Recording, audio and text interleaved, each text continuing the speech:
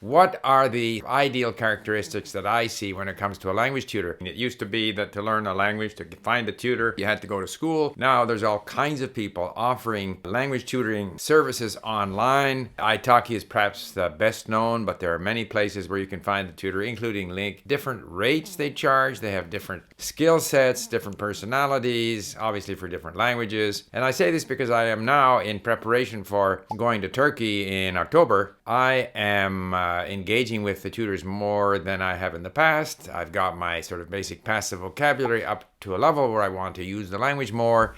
And I'm going, or have been going, roughly with 2 tutors twice a week with each one of them. So that's 4 sessions a week. Each session is an hour or so long. And of course, again, with other languages, I have tutors. I've had tutors in Persian. I've had tutors in Arabic. So I have had some experience with the kinds of people who are available. And most of the online tutors I have found to be very pleasant, very engaging, very serious, and very helpful. So what are the most important characteristics, either from the perspective of a learner or from the perspective of someone who wants to start tutoring online?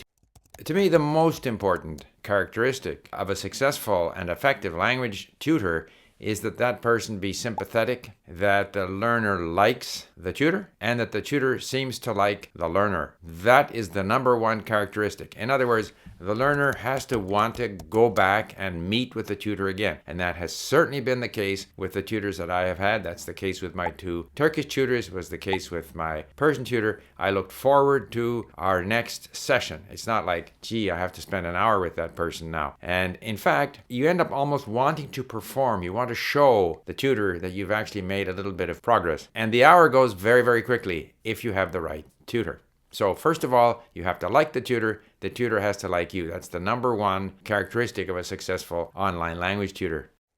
Now the second thing is that the tutor has to be a good listener. I have had tutors in the past who wanted to talk. I have access to all kinds of listening material. I don't need to listen to the tutor. I want to talk with the tutor. I want to engage in a conversation with the tutor on a subject of interest, so that in the course of an hour, within the sort of limited range of what I can say, we are able to have an interesting, meaningful conversation. That's very important to me. That's why I don't engage with a tutor until I'm able, to some extent, to have a meaningful conversation on subjects of interest to me, with gaps, with missing words, with mistakes, with whatever, but at least I have the feeling that I'm having a conversation. And that's extremely important. So therefore, the tutor has to be a good listener. That means that when I make a mistake, the tutor cannot show impatience, and I've had that, or disappointment, or, kind of, why are you so stupid? In other words, the tutor should just let the mistakes fly by. And I'll mention later how we capture the mistakes in the report that the tutor gives me later on. But while we're conversing, I want to have the feeling that the tutor actually enjoys speaking with me, which may or may not be the case, but at least the tutor gives the impression that he or she is happy to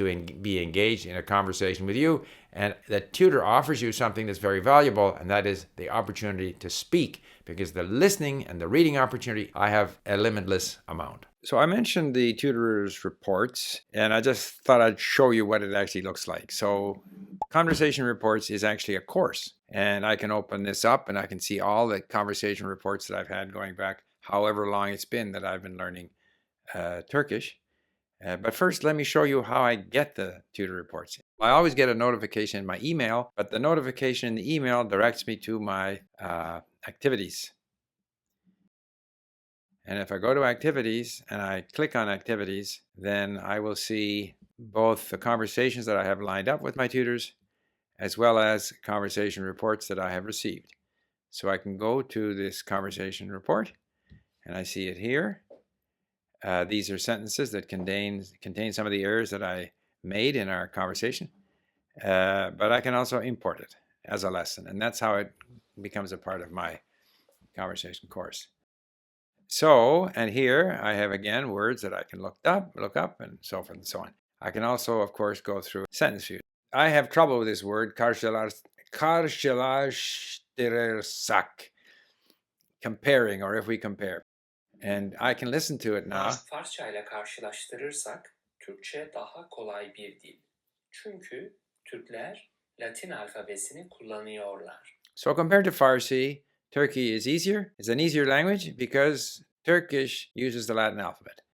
Now, if I want to like review this sentence, I can try to put the whole sentence together again. So, Farsçayla karşılaştırırsak Türkçe daha kolay bir dil çünkü Türkler Latin alphabesini kullanıyor. So that's kind of gives me a chance to delve deeper into sentences that I might have been struggling with during my lesson. And of course, if I go back to my main page here, the lesson page, and I can see my conversation reports course here, and it's not in any particular order, but I can, of course, put it in an order, oldest to newest, last opened, new words percentage, whatever I want. Typically, I look at this newest to oldest, but sometimes I might do it some other way. The third thing is, when it comes to the structure and the grammar and the correctness of speech and all of these other aspects of the language, it's important that the tutor not be too didactic. In other words, I've had tutors who perhaps they were recent graduates of some language teaching school, TEFL or whatever it might be in the case of English, and they say, okay, today we're going to cover this, or we're going to cover the numbers, or we're going to cover the subjunctive. Or, in other words, the tutor tries to dictate what they want to cover in the lesson. I react very poorly to that. When tutors have come at me with that, I've said, okay, I will give them a chance to try to do it their way, and I'm always disappointed, and I find that less effective. I can get a grammar book. I can look grammar up. I don't need to have a sort of teacher teaching me the grammar. That's not the main purpose. The main purpose for me is to have a natural conversation where I see the gaps in my knowledge and where the tutor can guide me, and a very skilled tutor will be able to keep the conversation going despite the problems that I have, the gaps, the lack in my vocabulary that just keep me talking. If I, as a learner, and it does come up, like why is it this and why that, and here are 3 words that seem to have the same meaning, how are they different? And I will ask those questions and I will get an explanation, which I'll probably forget. However, if I'm interested in something, I'll ask for it. But I don't want the tutor to impose an agenda or an explanation, or today we're going to cover this. I don't want that. Tutors should be flexible, engaging, interesting. A clever tutor will see where I have problems of structure or vocabulary, and they'll bring the conversation back to something where I have to try to use that structure again, and then they will capture that in the report with more and more examples. Remember, whatever mistake I make, and even if the tutor kind of repeats it correctly and I kind of pick up on it a little bit, but I will continue to make those same mistakes. That's just the nature of language learning. We continue making the same mistakes, whether we're corrected or not, whether things are explained to us or not. We continue making the same mistakes because it's one thing to understand in theory how the language is supposed to work. It's quite another thing to actually execute that, to use that structure or those words correctly when you are speaking. That requires a lot of practice in a natural environment.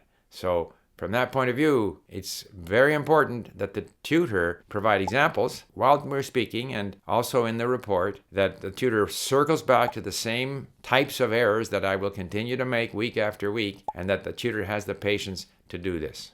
Another thing that a very good tutor does is the tutor will either create content, as was the case with Sahra, who created that wonderful series we have on the history of Iran, and many other content items as well that we have in our Persian library, or the tutor will help me find content, perhaps a website where I can download audio or text material. In other words, the tutor takes an interest in helping you build up your compelling input that you can use for learning. So the tutor is not just someone who's going to teach the language or allow you to engage in conversation. The teacher actually helps you find, learning content that's going to help you.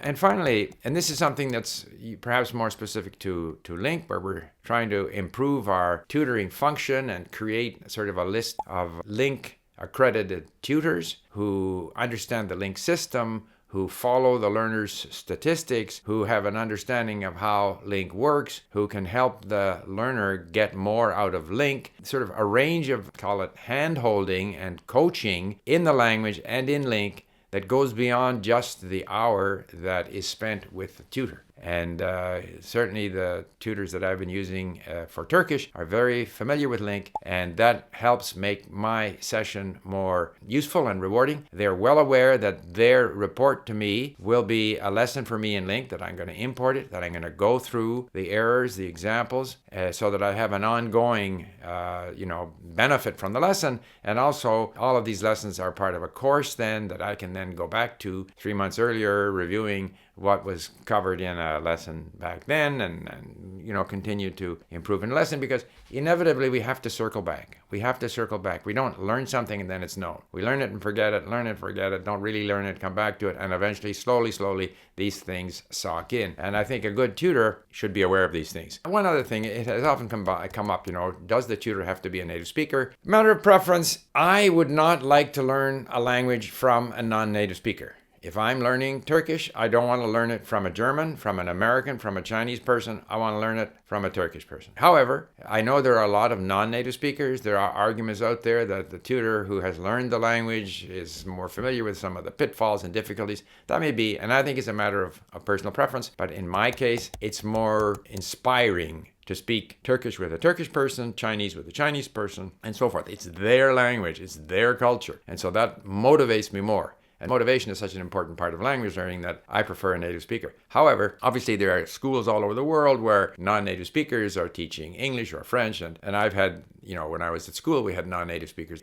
teaching French. If you're stuck there in the classroom, that's what you get. But if you have a choice, my choice is a native speaker of the language. Now you can Google and find different recommendations of what makes a good online tutor. And some of these recommendations are that you should make sure they cover all the 4 language skills. I don't believe in any of that. I think an unstructured class that you enjoy, that you look forward going back to, and where you feel that you're supported by a sympathetic tutor, that's far more important than any sort of formalized structure, teach the 4 skills, or any of these other things that I found browsing the internet for suggestions on what makes a good tutor. So I hope you find that useful. Thanks for listening.